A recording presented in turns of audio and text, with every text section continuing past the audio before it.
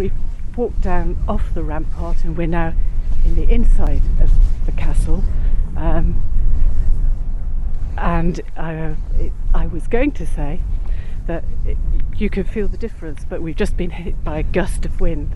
I always think hill forts are windy places.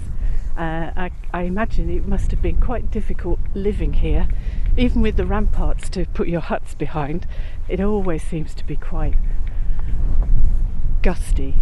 We can see all around us. We can see to our left as we're walking from one end to the other of the castle, the town of Dorchester, which is situated on hills, and beyond that there are even more hills going up towards Puddletown Forest. We can see in front of us, on a clearer day than today, we can see parts of Purbeck and the hills in that direction, and to our south, to the south, our right as we're walking along, we've got more of the Ridgeway, and beyond that we can see the light, which is the sea.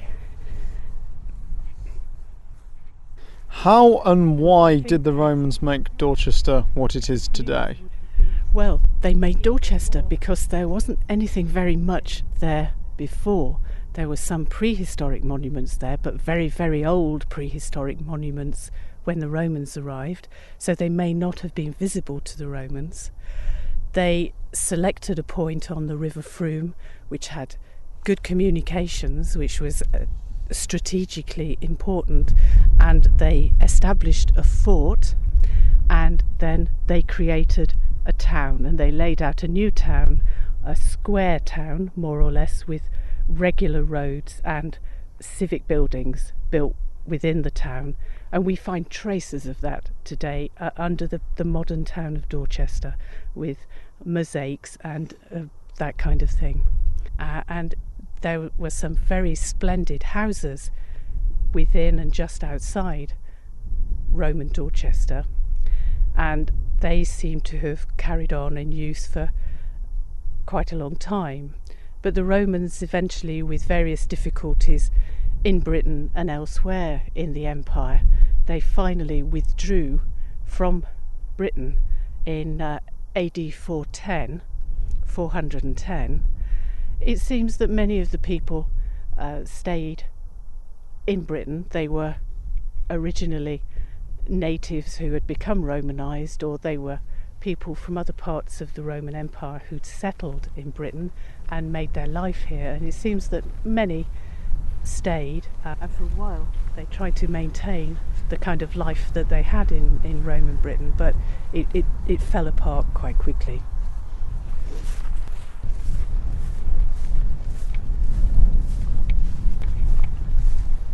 Over there you can see Hardy's monument, of all things, over there. So that is over there. You can also see a windmill, but that's probably not significant to the thing.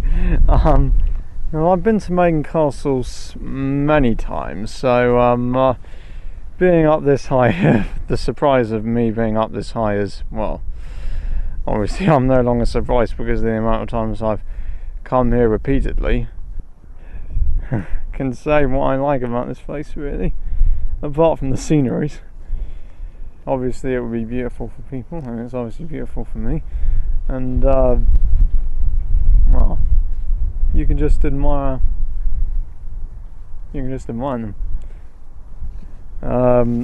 That's partly the reason why I like coming here, apart from the fact that this is obviously probably a very significant part of our history. How many undiscovered treasures do you think are still buried here at Maiden Castle? I think you've asked me an impossible question. I think there are very, very many hidden treasures remaining here. Only as a tiny part of the castle has been excavated. I think the treasures might be a little different now because the way we do archaeology and recognise what is important has changed.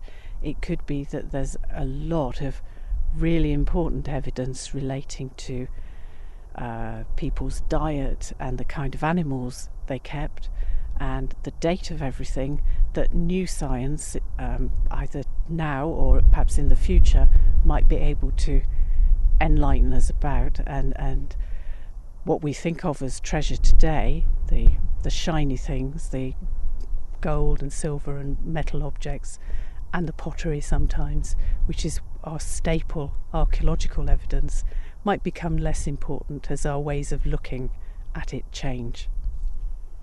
So we've come to the end of our tour of Maiden Castle. We've seen only a very little bit of what there is to see. I'd be interested though to know what you think of what you've seen of it so far. Well, obviously, like I said before, I've been here to Maiden Castle many times, and if the same thing would happen like you've been there many times, you'd know what to expect. Although to some people it may look like it's just boring old hills and everything like that, it would obviously be a lot more interesting to know the history of what it originally was. Because obviously Maiden Castle, it's not called Maiden Castle for nothing. Seeing the tour of Maiden Castle has opened my eyes about what Maiden Castle looks like, with all the history and all the artefacts that has been shown and discovered around here. So I thank you very much for showing me that. I found it very interesting and I've learnt a lot more, so thank you.